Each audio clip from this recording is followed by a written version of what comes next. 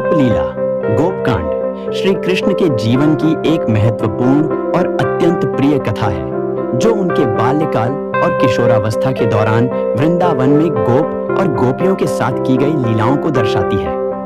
इस कांड में भगवान श्री कृष्ण की रास लीला, गोवर्धन पूजा और इंद्रदेव को प्रसन्न करने के लिए किए गए कार्यों का वर्णन किया गया है। श्री कृष्ण अपने बाल्यकाल में गोपियों के घरों में माखन चुराकर खाया करते थे। गोपियों ने कई बार शिकायत की, लेकिन उनकी अद्भुत लीलाओं के कारण वे अंततः प्रसन्न हो जाती थी।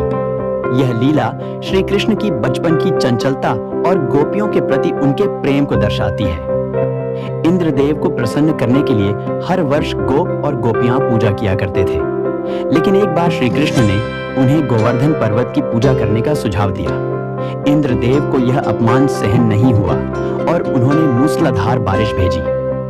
श्री कृष्ण ने तब गोवर्धन पर्वत को अपनी छोटी उंगली पर उठाकर सभी गोपों और गायों की रक्षा की। श्री कृष्ण की सबसे प्रसिद्ध लीला रास लीला है, जिसमें वे गोपियों के साथ रात में रास रचाते थे। यह लीला उनके और गोपियों के बीच के प्रेम और भक्ति का प्रतीक है। गोपियां श्री कृष्ण के प्रति अनन्य भक्ति रखती थीं और श्री कृष्ण भी उनके प्रेम के प्रति उत्तरदायी थे। यमुना नदी में बसे कालिया नाग का श्री कृष्ण ने दमन किया और नदी को फिर से शुद्ध किया। इस घटना से यमुना के जल में स्नान करने वाले सभी गोप और गोपियां सुरक्षित हो गए। रास लीला की एक और विशेष घटना वह है जब श्री कृष्ण ने एक ही समय में हर गोपी के साथ नृत्य किया। यह उनके दिव्यता का प्रतीक है, जहां उन्होंने सभी को समान रूप से प्रेम और भक्ति दी।